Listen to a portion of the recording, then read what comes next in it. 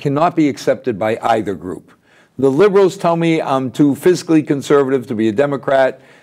Eddie and the Republicans tell me I'm too socially aware to be a Republican anymore. So tonight we're going to have some fun. We're going to talk about the world from a liberal view. And as I say, since I can't be red or blue, I stay purple, kind of in the middle, walking down the center. Why don't we start with some introductions? Sure. Hi, I'm Christine Crane, and I'm the chair of Drinking Liberally in Milford. I'm Carolyn Barthel. I'm a resident of Mendon, Massachusetts, and I'm delighted to be here. And I'm Rand Barthel. I have been married to this lovely lady for 30 years, and I also live with her in Mendon. Hard to even think of where we're going to start tonight. There's so much going on. But I guess a topic near and dear to your heart, the pipeline. Yes, there is, Spectra Energy is back in this area with a proposal to have a project going through 10 towns from Milford all the way over to Stoughton and Canton. And they're back in spades. Let's take a step back, though, because I know a lot of people, me included, have a hard time trying to look at the literature and the propaganda and say, is natural gas an emotional issue, a political issue, an economic issue? What is the big problem with natural gas? The problem with natural gas is that it leaks methane. It's mostly methane, and when it leaks, it's a more potent greenhouse gas than carbon dioxide, and so it winds up being just as bad as coal. From a climate change perspective. Okay, so why can't we stop the leaks? Well, there are a lot of them, and it's expensive to do it. When a long time ago, actually my first job out of college in the early 80s, I worked for an energy economics consulting firm in downtown Boston that actually served the natural gas industry. So it's kind of ironic that I'm here working to stop natural gas pipelines. But the fact is that a certain percentage of the gas, the methane that comes out of the ground, will get lost in the whole process of taking it from the well through the pipelines to the distribution and to final use. There's just an awful lot of pipes involved, and some of them are very old, and there are just innumerable places where leakage happens. Some of it is well casings that fail. These fracked wells in Pennsylvania are exposed to extreme pressures as part of the fracking, and that sometimes cracks the casing. And then you've got the ground itself is porous. Pennsylvania has been mined for coal for generations, and so there are all these mine shafts, and it squeezes out there. But in my old days, when I used to study utility statistical reports, there was always a statistical difference between gas received, gas purchased, and gas sold. And we always attributed that to some mixture of leakage and theft. Yeah, the loss. And for a big old utility like Consolidated Edison in New York City, that was 8%. Wow, 8%. And now if you figure from a climate change point of view, a calorie generated by natural gas releases about half as much carbon dioxide as a calorie generated by coal. But the methane is a far more potent greenhouse gas than carbon dioxide. So if you leak a few percent of it, and you do the math, you discover that you're not any better off than you would have been burning coal from the point of view of climate change. Do we need the natural gas for our economy? Well, I think the way to look at that is we need it now, and we need to get over needing it. We need to be working to change our economy so that we need less and less of it, and so that we can eventually drive the demand down drastically. But to what, Rand? I mean, when I look at Pilgrim, 72% of Vermont's electricity Right. is generated by that nuclear. Yes. You know, that everybody always said, bad, bad, bad. Right. Got to get rid of the nukes. Yeah. So they're going to finally win, and they're going to shut down the nuclear plant. It's beyond its useful lifetime, so. Whatever the reason, it's going away. Yep. So now you turn around and say, okay, 72% of the Vermonters, you know, are still going to want electricity. For sure. So how do we give them electricity? You aggressively develop non-carbon source of energy. So that's, you know, chiefly solar and wind, also hydropower, possibly tidal wave power. That's a little bit further off, not quite as commercial as the others. And then you massively invest in storage technologies, which we need to make better. We have some, but we need to make them better, so that we can deal with the fact that these new sources of energy are variable. You know, they don't produce the same amount of power all the time, and we need to make the electricity grid much smarter so that it can move electricity efficiently from many sources to many destinations, and take account of the fact of who is producing moment by moment. It's a complicated problem, but it's fundamentally a technological problem once we accept the need to do it. But is it a practical, I mean, I can talk about world peace. Should be. Yep. Nobody can argue that it shouldn't be. Yep. Do I think I'll see it in my lifetime? You know, when you talk about aggressively going after solar, how do you do that without taking money out of the taxpayer pocket, which people may or may not want to put up? Yeah. Well, go ahead. Anybody else want to? Well, you know, I was just on that. I don't want to do all the talking No, here. you're, I mean, so well versed on all that technical information, which is I'm just kind of glassing over. I mean, my concern about all this impact is obviously on the environment, on the climate change, and on the cost to all of us because of the climate change. So we're worried about taxpayer investing in some of this new technology. It's going to cost us eventually in the long run with the storms that have increased, that destroy the areas, the droughts that impact the food producing. And so pay me now, pay me later. Oh, I agree with you. I just pay me wonder, now, how pay do you old. get people? Yeah. You know, when you look at It is a challenge, the though, windmills, getting people to I recognize always that. was stunned when, you know, you get wind power. To me, I haven't heard very bad things about it. Maybe it looks a little ugly. Okay, I can live with that. But then I see all these environmentalists fighting the idea of having all these wind turbines in different areas. I'm sitting there saying, okay, how does that work? And then I see some of the conservatives fighting that it's going to cost 18% more to generate clean energy than just using our old coal or, you know. Well, the problem is that That's changing fast, though. You're gonna, if we are completely just focused on what the costs are right now, you have to, you know, yes, probably for the most part, right now, because we have all these, you know, the whole fossil fuel industry has subsidies. Wind and solar don't. Not really. Not in the way it's hard baked into our economy. But if you consider what the cost will be down the road, it is so much cheaper to do it now than to do it later. But I'm not even looking at the cost. I just had a grandson, you know, and that puts a whole world of different perspective. Sure. When you sit there and say, okay, you know, what's an average electric bill? $50? $100? Yeah.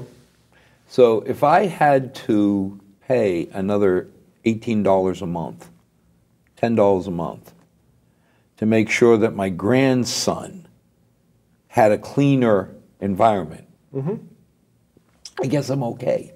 You know what I mean? It doesn't seem like it's good. Now, if you told me it's going to triple, and I got to pay $200-300 more a month, and I'm barely making it.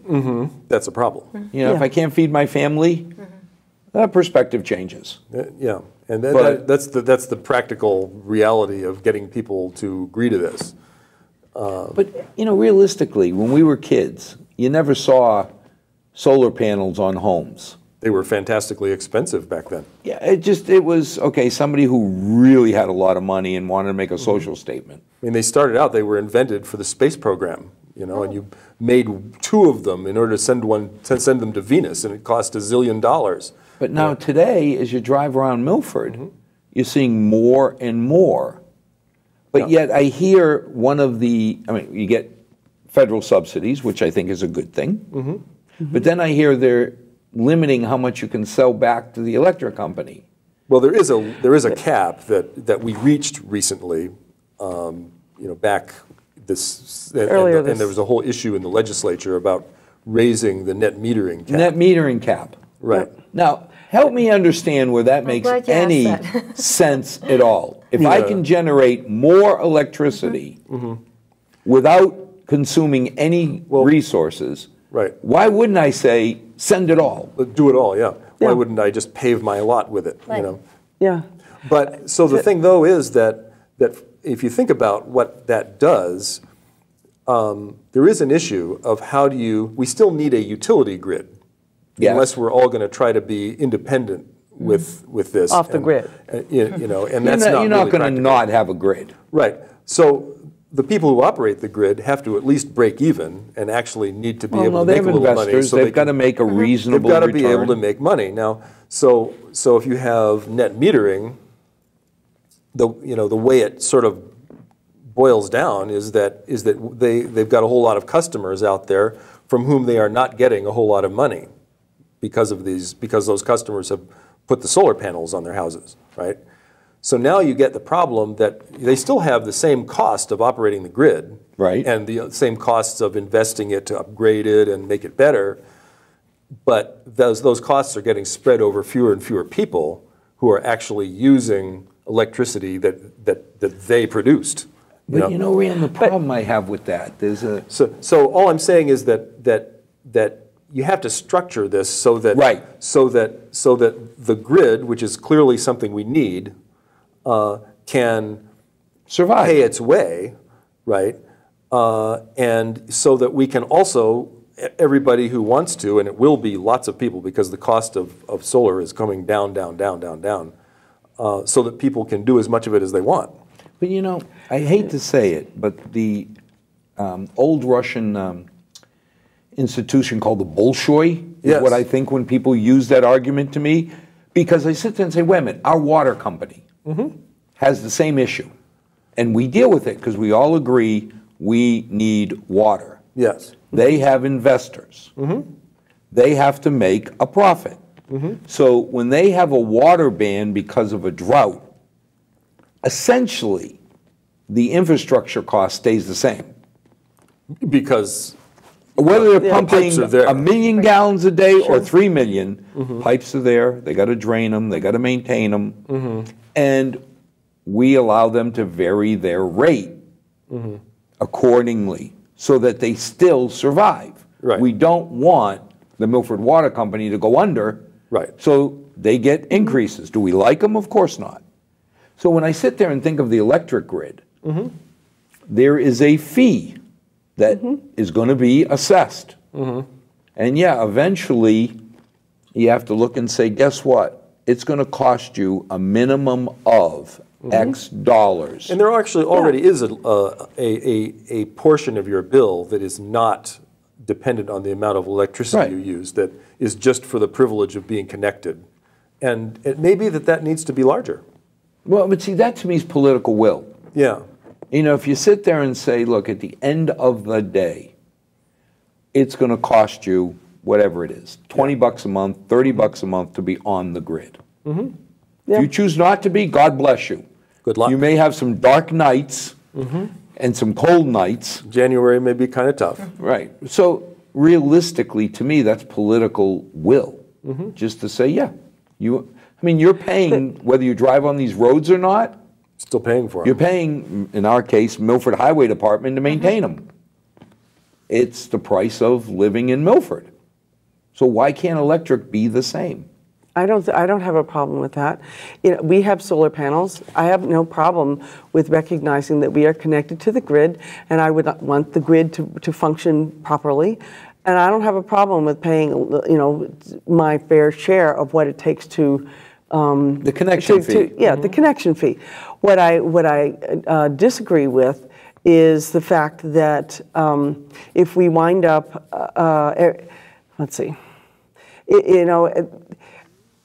If we invested in our own solar panels, we paid our own money, and we are actually contributing to the grid. There are, you know, because of all the solar people, all the people who own solar panels are giving an opportunity for us to not have to deal with building another power plant. Mm-hmm. So that is, it's not like that we are stealing money from them. We are actually contributing. But I'm happy to also to recognize that they are offering something to me by being connected to the grid. I don't have a problem paying that. I have no issue with saying, look, at the end of the day, whether your bill is $300 a month, whatever it is, you're going to pay a minimum of $50 a month, mm-hmm. $30, I don't know, whatever the number whatever it is, mm-hmm. yeah, so that we maintain mm-hmm. the electric highway. Yeah, there is some number that will make that work, yeah. and we should agree to that. And you sit there and say, let's figure it out, because... So where's the problem? Mm-hmm. Well, right now, Charlie Baker would very much like to have us, the larger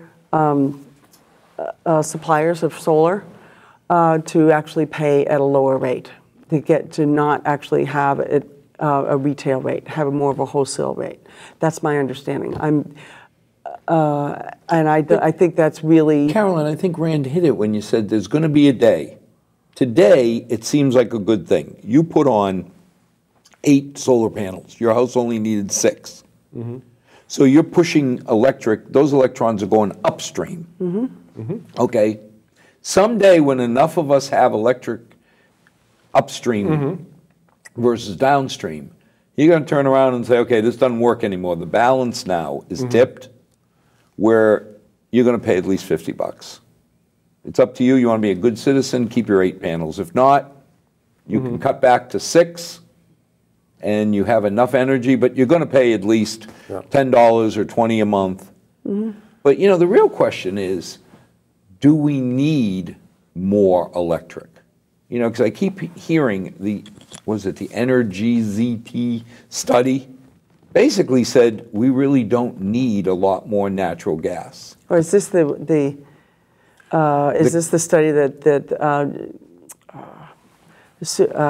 what is it, Suez? There have been several studies. The latest study has been done by the LNG industry. Right. And they're saying, yes, we don't need, you know, we really question whether we really need to have all these gas pipelines. They're saying expand the LNG terminals. Right. And of course, as LNG operators, that's what they would say. Right? I mean, it does seem a little self-serving. Yeah, but frankly, everybody in this is saying self-serving things. The pipelines are saying self-serving things about the need for the pipeline. You know, they have sized these pipelines so that to be far larger than any conceivable need here in New England, and we know that the plan really is to export that gas overseas. There are already 2 LNG terminals, export terminals, that have been approved up in Canada to ship it. And the operators of those acknowledge that their plans are contingent on these pipelines being built down here. And, so it's not going to help us. So theoretically, essentially, we're going to be assessed on our electric bills to pay for this pipeline, so that the gas companies can export their gas overseas and make more money for it. And on top of it, we would be paying for the construction of these pipelines. Now, wouldn't the logic be, if they're making money on exporting gas, mm-hmm. that then they have lower rates for us? No, not necessarily. If we are in competition as purchasers with people in France and Germany who are accustomed to paying 3 times as much per unit of gas, then logically, the market is the market, and the going price is going to go up to a level that clears the market, which is going to be the price in Europe minus the cost of No, transporting I it from here understand to that, there. but Northeast Direct says, hey, we're exporting. And we made this phenomenal profit because we're selling it at, let's use your numbers, 3 times Yeah. the rate Massachusetts. Well, they are regulated. Wouldn't we go back to them and say, then wait a minute, you don't need to have a 30% return? These are They'll keep it. for-profit companies. They'll keep it. But they're kind of a monopoly. I mean, the Milford Sort of. Water Company is a for-profit company. Well, they're not really. They're not quite a monopoly because there are competing pipelines, but they are a regulated entity. They're Okay, regulated by the regulated, federal probably a government better word. primarily, and actually the regulators in the federal government are very, very friendly to them, which is another issue that we have. There's a whole fox guarding the henhouse thing going on there, as we often see in Washington. As I mentioned before the show, I was remembering the first time I left Dhahran in eastern Saudi, and I headed down the King Abdullah Highway. And I came on, Udali and Othmania, the 2 big refineries, and there are these huge flares because they wanted the oil. Right. They didn't know what to do with natural gas at that point. They had no way of doing anything with it. So you just burn it. I mean, that can't be good No. for the environment. So, I sit there and say, okay, today we have coal plants. And everybody, the perception of the layman is coal, very bad. Natural gas, very clean. Nuclear, bad for different issues. But what's the real fact? I mean, you talk about natural gas with the methane leaks as if it's as bad as soft coal. Well, it's as bad from a climate change perspective. It's not, with natural gas, you don't get the same issue of fly ash and particulates and, uranium, thallium, cadmium, and all that other stuff. You don't get forests defoliated. Yeah, and all that. You don't get that with natural gas. Although with natural gas, you get all kinds of alphabet soup of benzene and all kinds of nasty things. And the gas that is shipped up from Pennsylvania has radon in it. And when people cook with a gas stove, But that's what they had to put a French drain around people's homes and test for your basement because you need radon was so ventilation. bad. Yeah. so you need ventilation. Gas is theoretically cleaner. If you Well, it don't, depends on what you're talking about. If you talk about how it burns cleaner. That's right. But the methane, so the leaks are there's different. Different definitions of clean. Exactly. Clean, that's right. Exactly. See, the technical parts is what I think people get confused. Right. They get lost Because in all when the you look technology. at, natural gas violates the beneficiary pays principle or the public policy on assessment. Sounds like a lot of political doublespeak. Yeah, so talk English to me here. Yeah, it's like, wait a I'm going to minute. hire my lawyer to parse that one. It's like I'm reading this report and I'm like, you're not serious. Joe Q Sixpack in Massachusetts Isn't going to be grasping looking what at that the said. beneficiary pays principle and the Right. merits. They're looking at, okay, the economy's tough.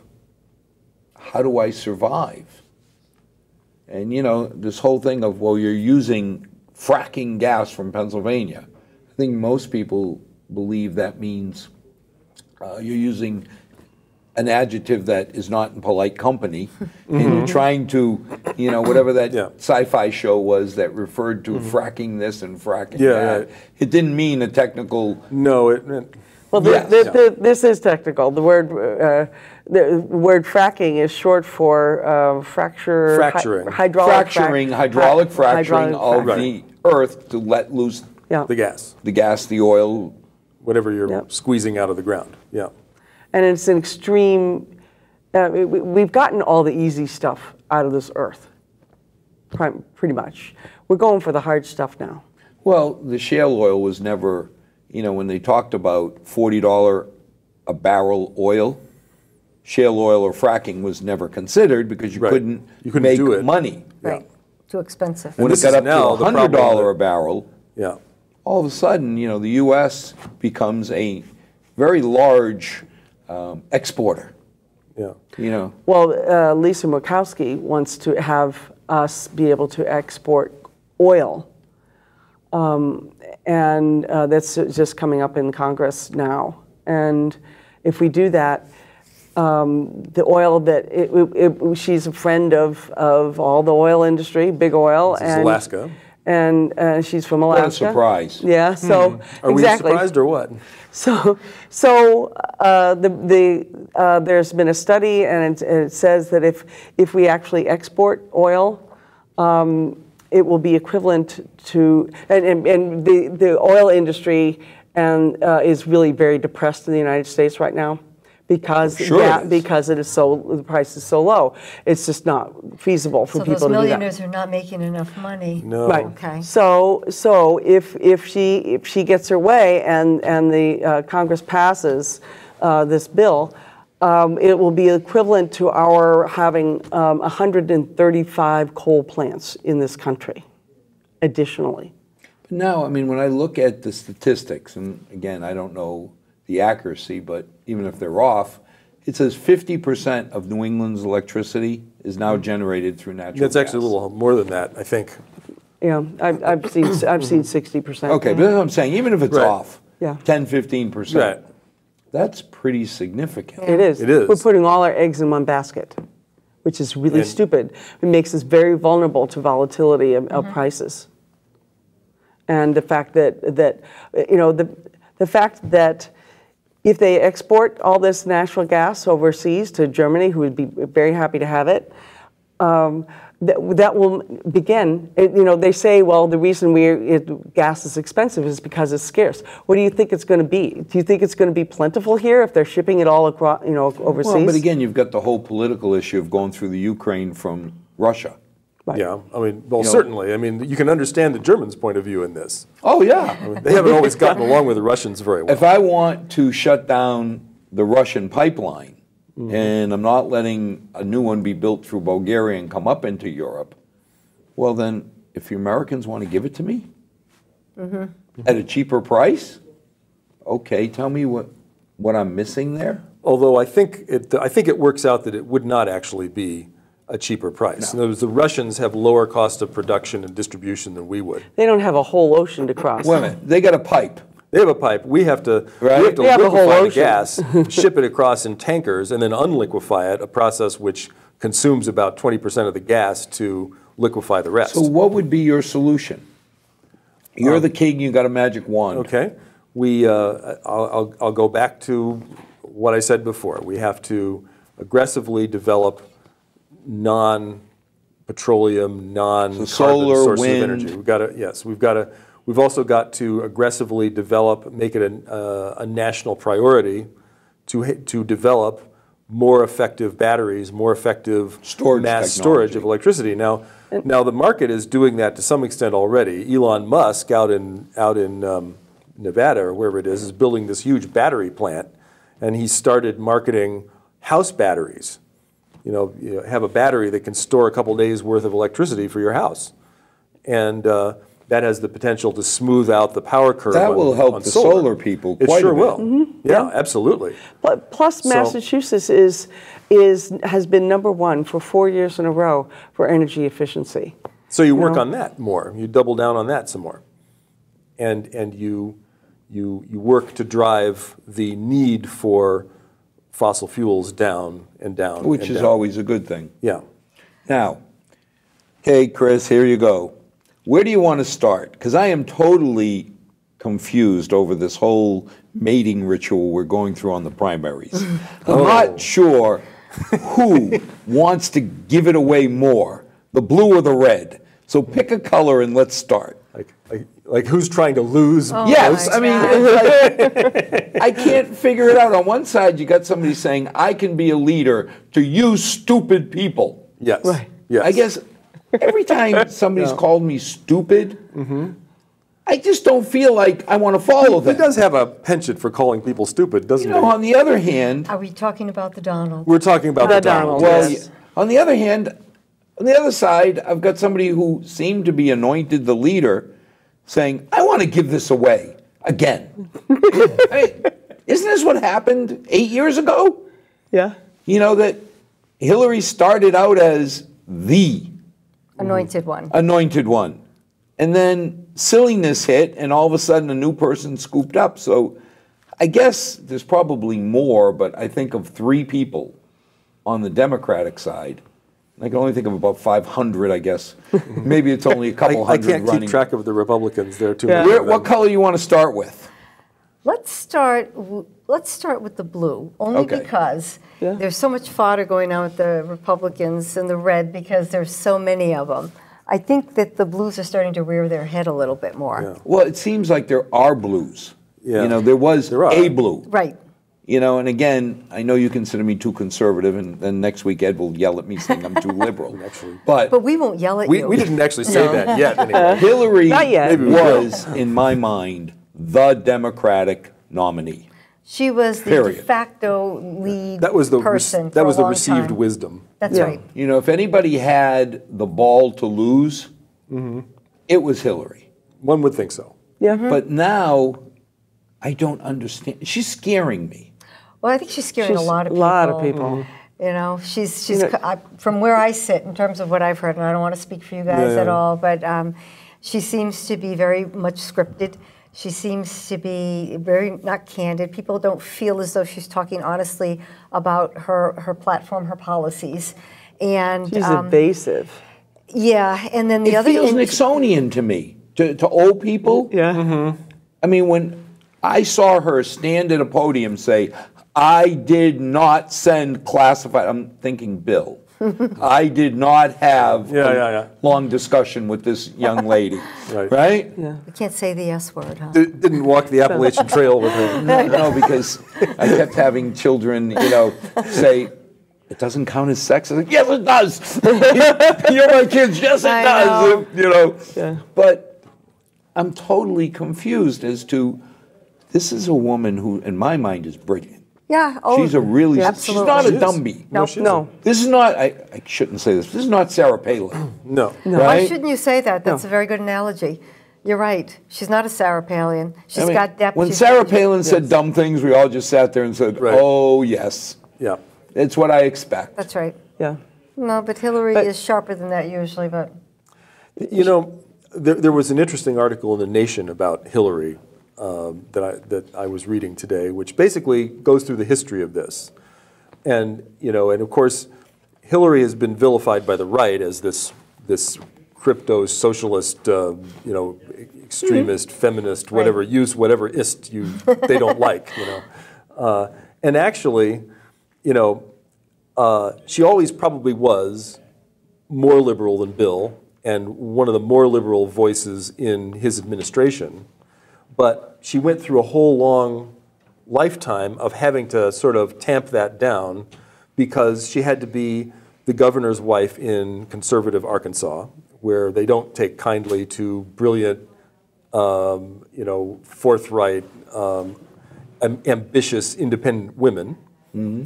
So she had to kind of tone that down.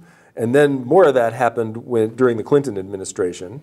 she was vilified for being too And strong. so now the irony is she's gone to the center so long that now she's developed a credibility problem with us lefties.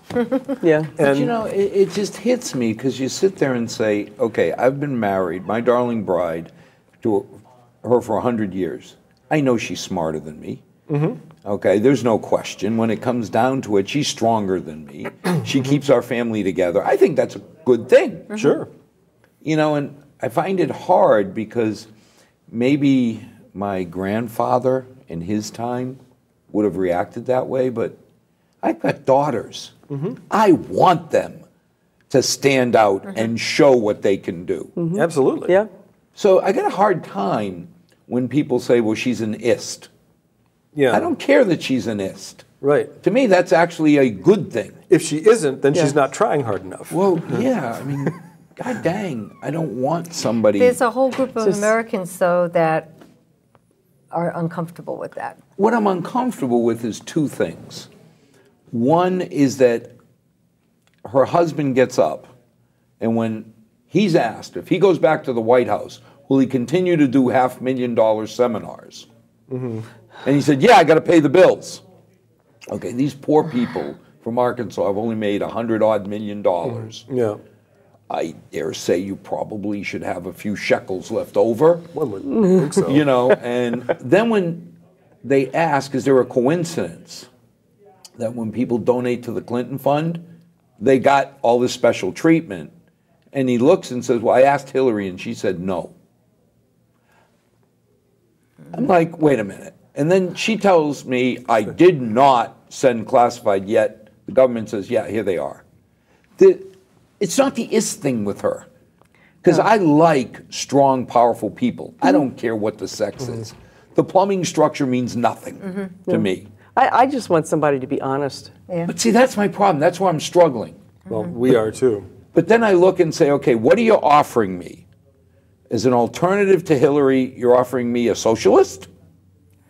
Well, He's not socialist, smotionalist. Yes, No, exactly. Labels Labels on labels, right? Thank you. labels are useless. Okay, but So- there's Most of the somebody people who that get I freaked don't out about believe socialism have no is idea gonna- what it is. That's right. I got to tell you, Bernie feels more honest to me. He is. I mean, he gets up and he says what he believes. Yeah, He I has a long love. history of saying those things when it was politically dangerous to do so. That's right. Sure, and I mean, I may disagree with him, but I do respect the fact that he's not pulling punches. No. But you could say that about Donald Trump. Yeah, we'll get to that guy later because he scares me as much. Yeah. You know, I've always said far lefties, I don't know what scares me more, far righties or far lefties. Anybody on the fringe that spouts dogma scares me. But I don't. But to me, Bernie Sanders is not about dogma. He's about results. He's really very pragmatic. He wants people to have full health care. He wants students to not be completely behind the 8 ball for most of their adult life because they are forking over tens of thousands. You know, most or or I don't all know how of they'll ever. pay off their college bills. Exactly. I mean, to me, he's just being really very pragmatic. He's saying, what do we need to do to solve these problems? In order for this to be a country that ordinary people can really live in. How is that socialism?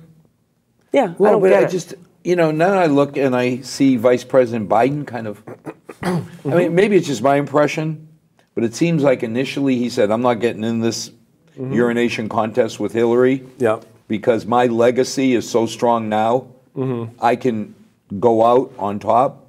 Yeah. But doesn't it seem like he's kind of Oh, yeah, definitely. Oh, sniffing? he's sniffing the air, yeah. I think he's smelling, maybe looking for signs of blood. And I don't weakness. think that he would have gone as public with that as he has now if there wasn't a pretty good chance that he'll actually jump.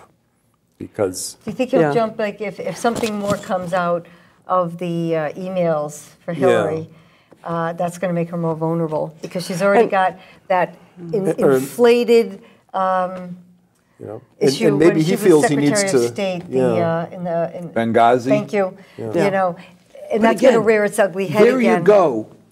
To me, if she had gotten up and said, knowing, I mean, I'll even give, what do they call it, the Better Bush, some credit, where he said, knowing what I know today, I wouldn't have gone into Iraq.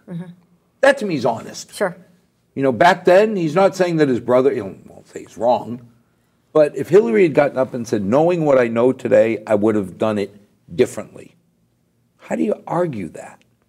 But to get up and say, what difference does it? It just, yeah, it does make a difference that we learn that people died.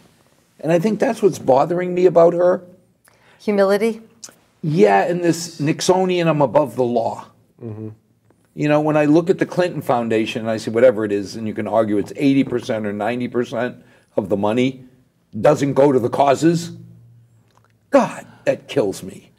You know, now, Is that accurate about who knows? Maybe it's, let's say it's double. The right is doubling the numbers. It's only 50%. That's still, if you think in a nonprofit, that's a high percentage that doesn't go to the causes. Yeah. Yeah. So that's a lot on overhead and stuff. But So, see, that's the right. problem. To get back to Biden, I don't think he would have considered at all jumping into the fray if Hillary were not doing as well as she is and if Bernie were not doing as well as he is. he opened up the conversation for people and made it acceptable for somebody to actually tell the truth. Well, I think Bernie Sanders broke the Hillary myth. He did. He did. It's sort of like, For a long time. It's sort of like Gene McCarthy. Yeah, but I mean, for a long time, everybody said, oh, Hillary's unstoppable on the Democratic side. And all of a sudden, he said, no, she's not. You know, and I'm not sure that I wouldn't feel more comfortable with a Biden. And I know I'm too far to the middle, but Yeah. I don't know. Well, Biden feels better to me. Well, it's interesting because the rap on Joe Biden has always been that he lets his mouth get away from him. And actually, that is now what people want. That's it right. used to be not what people see, want. a But little now people irony want is some, that people it's have this popular. thirst for authenticity. And so now he might offer a taste of that in a more arguably centrist package you know, than I can live with Bernie Sanders. that if he's dead honest. Yeah. And the guy does seem to be honest. And whether I agree with him or not is a different issue, but Sure. he seems to be an honest guy. People, I think that resonates with people because I remember when I was campaigning for Obama up in New Hampshire, first time around, and going up to some people's homes thinking, there's a lot of more conservative people up here. And the conversations I had with a number of people said they really liked Biden, and they remembered back when his first wife had died, and he went through a lot of tragedy, and how he carried himself. He persevered anyway. Yeah, you know, He and opened himself up he with his seemed to son, be what you with see is what everything. you get, and he's always maintained that. So they spoke very highly of him. So now let's look on the other side. Okay. Can you help me understand? I mean, my son-in-law, We may not be able to do it without medication. well, he brought it out the best. He says, Valium. but Donald is saying something right. People who follow him are just stupid. Well, You know, it's He's like, colorful. this is He's what entertainment. What he's doing is classic demagoguery. It's the classic demagoguery is find a scapegoat to blame for the things that people are angry about. So there's an awful lot of anger in this country. We've got, the working people of this country have been taking it on the chin for 30 years. The economy has become fantastically more productive, and all of the new wealth that's created has gone to people at the top. And we have all of this structural racism and violence, and there's no economic security anymore. The people have a lot of things to be angry about. And so along comes the Donald, and it's sort of like let's get everybody angry at all these brown people who aren't supposed to be here. yeah, but you know the problem I have? What's the solution? Well, and this is the thing. Real solutions for this are difficult. You know, our Right. chief, Tom O'Loughlin, said, if you seal the borders, if you built this mythical, whatever, the Chinese wall. Whatever. Yeah. That Mexico's going to be happy to pay Yeah, for. they're going to pay for Yeah, it. right. Yeah. Okay. But let's say you built an impermeable wall. Tom told me point blank, he said, it'll take you 80 years to deport all the illegal Yes. people who And were it- here. And it cost you. I've seen estimates of, $200 to $300 billion.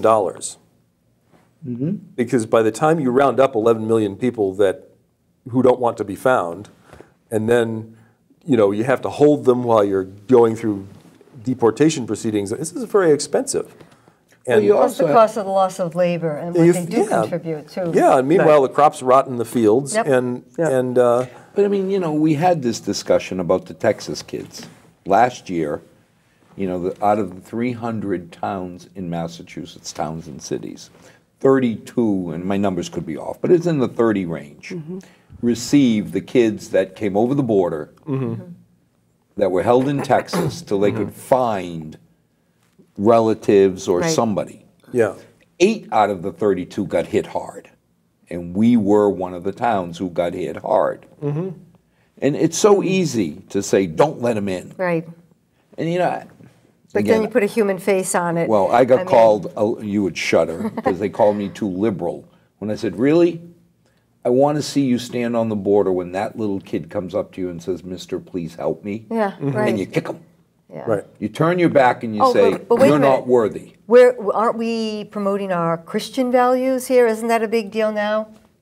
Ted Cruz. Wait a minute. They're Turn already- around and say, what Christian values are we Thank going you. to kick the kids who need help? It's no form of Christianity that I've ever Yeah. known about. But that's what they always talk about, that, you know.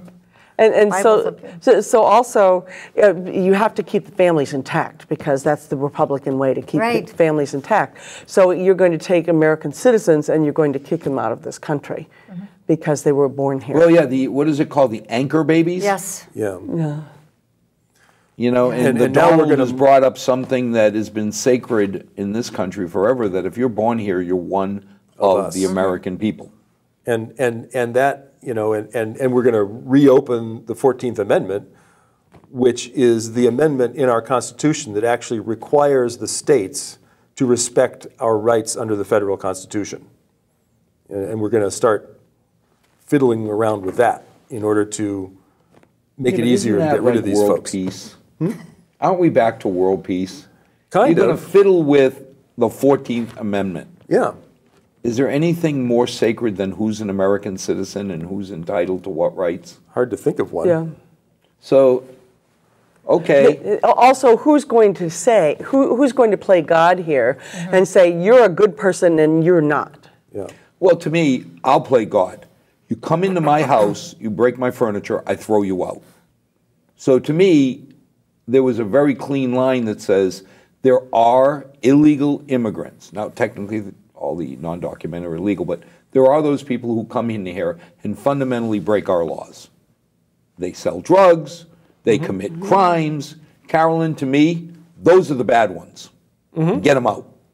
Just like if you invited me into your home and I start breaking your furniture, Right. throw me out of your home. Those people are criminals and would be criminals whether they were citizens or Yeah, I don't care if they're from somewhere documented else. or not. They're criminals. You know, and the fact that they are from somewhere else and aren't legally supposed to be here opens up deportation as a possible thing to do with them. Well, we went through that whole thing about here in Milford, the Ecuadorians. Yeah. God, those people, let's see, they're the new Brazilians. Who are the new Portuguese? Who are the new Italians?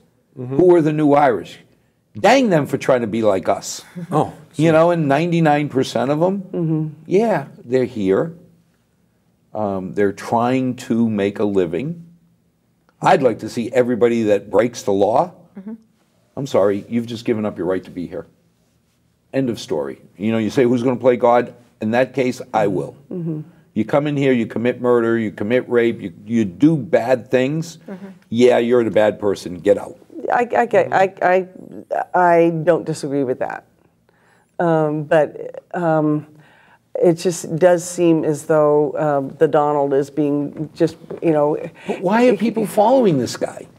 He's tapping into a lot of the anger that people have felt, and you know, he's exploiting it. And he's an entertainer. Right. Yeah, he is entertaining. He's stirring the pot, and maybe that's good though, because I don't know that he'll go anywhere with the race. God help us all if he does. But I thought I said that inside voice, but No, that's fine. okay. You mean you don't think the people that he said are stupid will follow him if he's their leader? Well, if they're stupid, maybe they would. I mean, I don't know. All I know is that he's maybe stirring the pot. Maybe he's putting out on the table the things that are forbidden to talk about. And I mean, people often do vote against their own economic interests, That's self-interests. They do. emotional things that, well, look at people that some of the Tea Partiers that were talking about, you know, I want less government, but they're collecting Medicaid or Medicare. Well, and, but, I mean, you know, they're on a lot of benefits. I look and I say, poor Jeb Bush. What is he going to run as? I'm the better Bush? I'm the smart Bush? Yeah, right. You know? He has a And real then problem there. I looked at Rand Paul, Well, and I actually said, well, wait a minute. Some of the things he's saying could save the Republican Party from itself. Because he's more in the middle. His father, I get in trouble when I go to my son-in-law and all, when I kept saying, you know, voting for Ron Paul was just throwing your vote away. And he got all bent out of shape. But, I mean, who are you going to go? Is it Ted Cruz? He's off the charts. He's not even on the charts when it comes to the poll ratings. But now he's trying to stir up the Christian base. He's going even more to the right. I was just hearing that he's trying to galvanize himself to get in the primary, feeling he's going to go after the true the true base, the true. So way to the right. Way to the right. Yeah. He's going to try to concentrate on that. Well, Donald is pulling the right even more right, to me. He's, everybody's trying to out Donald at this point. Yes. And it's They like don't know how Bernie's to, pulling deal with everybody him. more to the left. The Donald is pulling everybody more to the right. You sit there and say, wait a minute, where are the purple people? Where are the people in the middle that I feel comfortable with? I mean, they're probably hunkering down and wishing this was over. look at, I mean, I know, really. the piñata of the day is Planned Parenthood. Oh, yeah. Now, candidly, I don't know the facts. If somebody was profiting illegally from selling fetal parts, yes, in my mind, those people should be hit. Several states have investigated this and have not found But that's this my to be the point. case. And that's not the philosophy of Planned Parenthood If at all. there's bad people inside of an organization, you get them out, you find them, crucify them, whatever you're going to do to them. But the organization, Don't throw the baby out with the bathwater. there are so many other things that this organization does. Yep. Shutting it down Right. just doesn't make any sense to me. No. And most of the work they do is on women's health care. It's not abortion.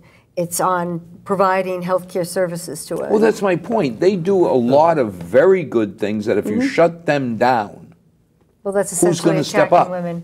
Yeah. That's the and That's right. Yeah. and the end result of that will be more unwanted pregnancies, which will exacerbate. almost certainly result in more abortions. And more cancer. Right, but And- that's just the screening services and general health care for women Yeah. and birth control. And that too, yeah. Yeah. But see, some of the definitions that I'm confused with is when you've got a group that says a fertilized embryo is life. Okay, then why aren't you going after the IVF centers? Well, they're There you go. pro-family. But wait a minute, if I look at the technology, Yeah, look at what they're doing. you harvest 30-odd eggs. Most of them end up in the sink. Well, I mean, if you think about it, once the pregnancy happens, you celebrate. That's a wonderful pro-family thing. I think that is wonderful. You helped a group. I mean, we went through 5 years where we were trying and nothing was happening. You have a lot of fun along the way, but nothing was happening. Right. Right. So you start thinking about it. But if the first few eggs take, then my understanding is most of the other eggs are just left out to thaw. So isn't that tantamount to murder according to that If definition? you have that line of If thinking. If you are already going to believe that a microscopic cell qualifies as a person that has legal rights, then yes. I mean, you would have to say that those embryos represent already in being human Real beings people. who have constitutional rights according to that mode of thinking. And this may be a case where, in my view, the absurdity of the result kind of demonstrates the absurdity of the premise. Well, but again, I have no issue really investigating, truly investigating Planned Parenthood and see if they're doing something bad. And if they are, take the steps to stop it. But shutting down everything they do? Well, that's just, again, That's a crazy. good I mean, anybody who is able to who needs an abortion and gets it through Planned Parenthood is not. It is, they are what they are doing is legal. It is, nobody. The federal government is not paying Planned Parenthood. No. And some of the states where they are defunding Planned Parenthood don't even have Planned Parenthood clinics that offer abortion services. Louisiana is an example. Bobby Jindal was really proud about having defunded Planned Parenthood in Louisiana. Well, the only Planned Parenthood clinics... Rand, what does that have to do with abortions? It doesn't. No. The point is, the point is, they just have a hostile attitude towards Planned Parenthood, and they don't want basically poor women to have access to these services. But that makes no sense because when It you doesn't. think about You're not, the you breast won't get care any disagreement issues, from me about the that. general women's health issues, that Then you'll you would have hope somebody will step up, but history tells us they won't. The thing the issue I have is that fine and dandy if you want to support people having children, but once you have these children, what are you going to do to take care of them? You're going, it seems as though the Republican Party, it doesn't really care about what happens to kids once they're born. All they really want is just they want to make sure that the kid gets born. And the fact that the kid may need medical care, forget that. They don't, that they need food stamps, forget that. All these different services, all these things that actually help a person to thrive, or at least to be alive, they don't care about. They contradict themselves. But wait a minute. They talk, when you look at the far right or even the right, it's all about family values. Right. The way they define it. The way they define it. There can't be anything more basic to family values than taking care of kids. One would think that was what families were They don't want for. to take care of it. You have the kid, you take care of it yourself. Don't come to us. Don't come to the government. We don't want to pay you. We don't want to support welfare. They're really pro-birth. Yeah, they're it. pro-birth, not pro-family. You're demonized if you have premarital sex. You're demonized if you have an abortion. You keep the kid. You're demonized if you need support and help because if you don't have the education.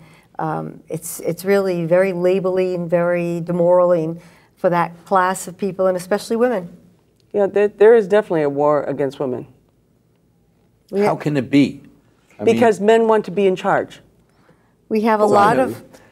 You got daughters. I know. The world changes when you look at your daughters. See, that's your liberal side speaking now. Oh, God. Yeah, it is. You're getting to the bluer. right, and then you could say... I was going to say, that's where I get in trouble because I want my daughter to be strong. Yes.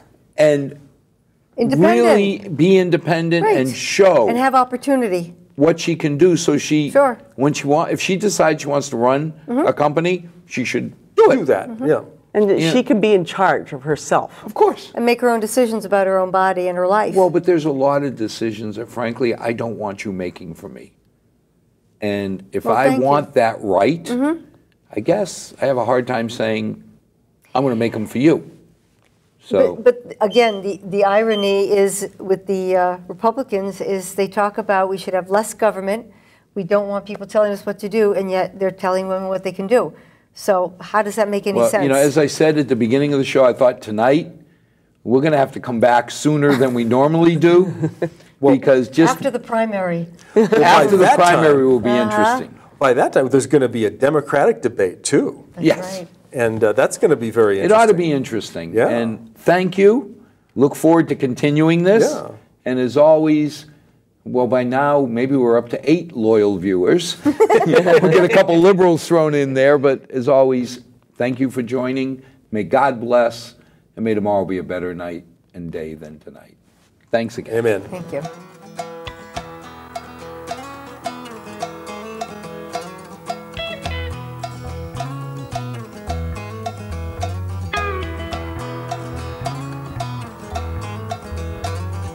Not too long since I've been home. Been running all my life just